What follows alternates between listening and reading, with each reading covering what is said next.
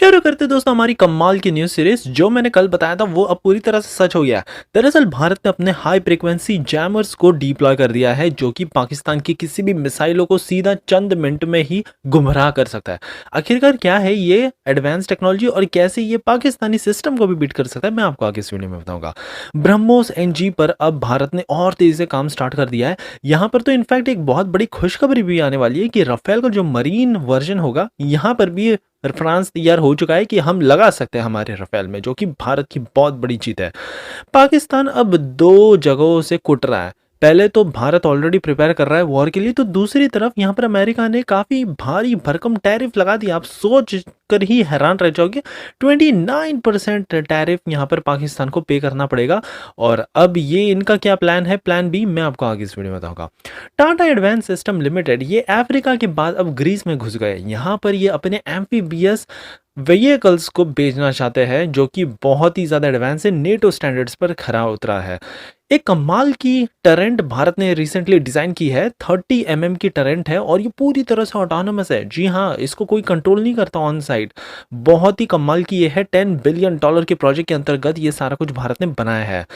आगे देखेंगे कि कैसे भारत की नैविक सैटेलाइट का अब असली परीक्षण होने वाला है। यहाँ पर वैसे तो 7 सैटेलाइट भेजी थी, लेकिन अब टेस्ट किया जाएगा कि कैसे ये पाकिस्तान के सारे प्लान को चौपट कर दिए। और फाइनली देखेंगे कि कैसे नागपुर बेस्ड जेएसआर डायनामिक्स ने कमाल की प्रिसीजन गाइडेड म्यूनिशन ऐसा टेक्नोलॉजी बनाई है कि अब यहाँ पर नेवी ने इनको एक बहुत बड़ा ऑर्डर भी प्लेस कर दिया है। सो काफ़ी इंटरेस्टिंग आज की सीरीज होगी, इसलिए प्लीज़ आप एंड तक देखिएगा। विदाउट एनी फर्दर डिले हमारी पहली खबर की तरफ बढ़ते, जो आ रही है भारत के अपकमिंग काफ़ी हाई फ्रिक्वेंसी जैमिंग सिस्टम, जो अब हमने इंडो पाकिस्तान बॉर्डर पर डिप्लॉय कर दिया है। बेसिकली इसका काम रहता है सिचुएशनल अवेयरनेस, नेविगेशन एफिशिएंसी और जो प्रिसीजन गाइडेड म्यूनिशन है इसकी कैपेबिलिटी को बढ़ाना। तो वहीं दूसरी तरफ इसका मेन पर्पस ये भी है कि जो मिसाइलें आ रही है, छोड़ी जा रही है पाकिस्तान की तरफ से, इनका सिग्नल सिस्टम सारा कुछ गुमराह कर देना, इनको कंफ्यूज कर देना।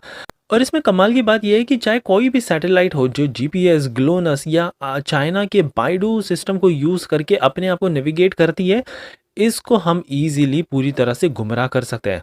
वैसे भारत ने ये डिप्लॉय कर दिया है। पाकिस्तान, आप सोच कर रह जाओगे कि इन्होंने भी डिप्लॉय किया है। यहाँ पर इन्होंने वैसे चाइनीज़ वर्जन को डिप्लॉय किया है, जिसकी सबसे पहले तो रेंज बहुत कम है। दूसरा, ये प्रूवन ट्रैक रिकॉर्ड इसका नहीं है ज़्यादा अच्छा खासा। और तीसरा, कंपेयर टू भारत का जो सिमेट्रिक टैक्टिक्स है, पाकिस्तान का ये सिस्टम पूरी तरह से फेल हो जाता है। बस लोकलाइजेशन जैमिंग के ही काम ये आता है थोड़ा मोड़ा, उसके बाद तो ये पूरी तरह से फेल ही हो जाएगा। हमारी अगली खबर आ रही है ब्रह्मोस के एनजी वेरिएंट को लेकर, जिसमें भारत ने अब बहुत तेजी से काम स्टार्ट कर दिया है। बताया जा रहा है कि इस साल के एंड तक या फिर अर्ली 2026 तक ये फाइनली पूरी तरह से मिसाइल तैयार हो जाएगी। कमाल की बात तो ये है, हमने ऑलमोस्ट इसका वेट 50% कम कर दिया है। जी हाँ, आपने बिल्कुल ठीक सुना। और वही इसकी रेंज उतनी है 290 किलोमीटर्स की। माक 3.5 की स्पीड से ये उड़ती है मिसाइल और किसी भी प्रकार के टारगेट को ध्वस्त कर सकती, पूरी तरह से प्रिसीजन गाइडेड मिसाइल है ये। सो अब भारत ने डिसाइड किया है कि हम 100 नहीं, 200 नहीं, 400 ब्रह्मोस एनजी प्रोक्योर करने वाले हैं at a cost of 8,000 crore rupees, almost $1 billion की कॉस्ट से। न केवल राफेल में, लेकिन सुकोई 30 MKI और तेजस MK-1A की फ्लीट में सारा कुछ हम ये डिप्लॉय कर देंगे। अभी यहाँ पर 200 एकड़ की एक फैसिलिटी भी तैयार की जा रही है यूपी के लखनऊ में। लगभग 80 से 100 मिसाइल हर साल यहाँ पर बनाई जाएंगी। तो हमारा 4 से 5 साल के भीतर ये पूरा 400 मिसाइल का कोटा तैयार हो जाएगा। और फिर अपकमिंग जो भी हमको सबक सिखाने की अगर नौबत आए पाकिस्तान को, ईजिली हम ब्रह्मोस एनजी से कर सकते हैं और फ्रांस से हमको कोई उनकी स्कैल्प या हैमर मिसाइल फिर नहीं लेनी पड़ेगी। हमारी अगली खबर पाकिस्तान की तरफ से आ रही है। अब तो ये दोनों तरफ से ही पिटते जा रहे हैं। एक तरफ जहां भारत वॉर की तैयारी कर रहा है, तो वहीं दूसरी तरफ अमेरिका ने इन पर बहुत बड़े सैंक्शन लगा दिए हैं, रेसिप्रोकल टैरिफ। वैसे तो भारत पर भी लगाए, लेकिन उससे भी ज्यादा इन्होंने पाकिस्तान पर लगा दिए 29%। जी हाँ, आपने बिल्कुल ठीक सुना, क्योंकि पाकिस्तान को सबसे ज़्यादा फायदा होता था अमेरिका से ट्रेड करने पर। इनको लगभग $5.43 बिलियन की कमाई हो जाती थी, लेकिन यही अमेरिका ने इनकी नस पकड़ ली और इन पर चढ़ा दिया एक बहुत बड़ा टैरिफ। वैसे तो अभी 10% है, पूरी दुनिया के लिए इन्होंने 90 डेज का टाइमिंग दिया है, लेकिन जैसे ये 90 दिन खत्म होंगे, सीधा ये रेसिप्रोकल टैरिफ पाकिस्तान समेत बाकी के देशों पर भी लगा दिया जाएगा। वैसे पाकिस्तान पर ये बहुत ज़्यादा हाई है और यहाँ पर ये मोस्टली अपने कॉटन्स को प्रोक्योर करते हैं अमेरिका से, तो वहीं दूसरी तरफ अब ये जो ट्रेड डेफिसिट है, ये सोच रहे कि चलो अब हम अमेरिका से क्रूड ऑयल खरीदते हैं, क्योंकि रशिया से क्रूड ऑयल खरीदते खरीदते डिस्काउंट में तो ये थक गए और अब इनको हायर प्राइस पे करना पड़ेगा। सो इनकी जेब से ये भी इनकम अब पूरी तरह से चली जाएगी, और वो भी उस टाइम पे जब ऑलरेडी इनके हाथ में कटोरा है। हमारी अगली खबर टाटा एडवांस सिस्टम की तरफ से आ रही है। इन्होंने तो कमाल ही कर दिया। अब अफ्रीका के नेशंस के बाद साउथ अमेरिका में ये गए थे और फिर अब ग्रीस में पहुंच गए। यहाँ पर इन्होंने अपने काफ़ी अत्याधुनिक WHAP 8x8 फिर vertical take off and landing वाले व्हीकल्स और अनमैन्ड एरियल व्हीकल्स को शोकेस किया, जिससे देखकर तो ग्रीस काफ़ी हद तक इंप्रेस हुई हो गया।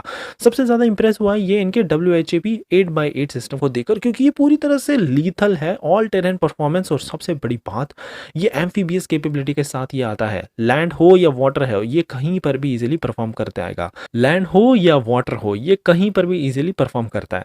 तो वहीं दूसरी तरफ इनका ALS-50 vertical take off and landing वाला UAV, ये भी बहुत ज़्यादा पसंद आया ग्रीस को, जिसकी रेंज 50 किलोमीटर्स की है और सर्विलियंस मिशन के लिए तो ये बेस्ट है। रियल टाइम में सारा कुछ डेटा प्रोवाइड कराता है। ऑलरेडी इंडियन एयरफोर्स 100 से भी ज़्यादा यूनिट्स ये ऑलरेडी डिलीवर कर चुके हैं, इनको हमने ऑलरेडी डिप्लॉय किया है, और इनफैक्ट ये तो अब हम पाकिस्तान के खिलाफ यूज़ भी कर रहे हैं। और सबसे बड़ी बात, ये पूरी तरह से नेटो कंप्लाइंट है, सो इनको प्रोक्योर करने में कोई प्रॉब्लम आनी भी नहीं चाहिए। हमारी अगली खबर आ रही है भारत की काफ़ी रेवोल्यूशनरी टेक्नोलॉजी जो अब हमने डेवलप कर दी है, जो कि है crewless 30mm turret for our FICV, that means future infantry combat vehicles. कमाल की बात यह है कि अभी हमको एक अलग से आदमी नहीं बिठाना पड़ेगा, वरना पहले यहाँ पर आर्मी के जवान को ये पूरा कंट्रोल करना पड़ता था, लेकिन अब बस केबिन में कहीं पर भी भारत के किसी भी कोने से बैठकर ये ईजिली दुश्मनों पर एंटी टैंक गाइडेड मिसाइल से लेकर 30mm के बुलेट्स या कुछ भी छोड़ सकता है। 360 डिग्री सिचुएशनल अवेयरनेस हमने इसमें डाल दी है, और ये इजीली अपने टारगेट को डिटेक्ट भी कर सकता है और इफेक्टिवली उसको मार भी गिरा सकता है। सबसे बड़ी बात, यहाँ पर जो जान का खतरा था वो तो पूरी तरह से खत्म हो गया है, और $10 बिलियन के FICV प्रोग्राम के अंतर्गत ऐसे नए नए डिफेंस के हथियार हम बना रहे हैं। हमारी अगली खबर भारत की नेविगेशनल सिस्टम की तरफ से आ रही है। अब होगा इसका असली परीक्षण, जहां पर हमने बहुत पहले 7 सैटेलाइट्स भेजी थी, जो कि भारत का बेसिकली आप कह सकते हो एक GPS वर्जन है, देसी वर्जन, और इसके 2 वेरिएंट्स है। एक है सिविल नॉर्मल यूज़ के लिए और दूसरा रेस्ट्रिक्टेड, जो कि केवल और केवल मिलिट्री और स्ट्रेटेजिक एप्लीकेशंस के लिए ही यूज़ किया जाता है।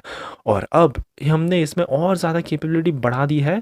ये इतनी दूर से ही सिग्नल जैमिंग, स्पूफिंग अटेम्प्ट्स को पूरी तरह से फेल कर सकता है। यहाँ पर एक्यूरेट पोजीशनिंग, नेविगेशन, टाइमिंग, ये सारा कुछ हमारी मिसाइलों को प्रोवाइड करता रहेगा, so that GPS denied location में भी ये ईजिली अपने टारगेट को ढूंढकर उसको मार गिरा सकता है। वाकई में ये बहुत ही रेवोल्यूशनरी टेक्नोलॉजी है, और ये वो क्रिटिकल टेक्नोलॉजी है जहां पर पाकिस्तान पूरी तरह से मात खा सकता है, क्योंकि इनके पास तो ऐसा कोई सिस्टम है ही नहीं।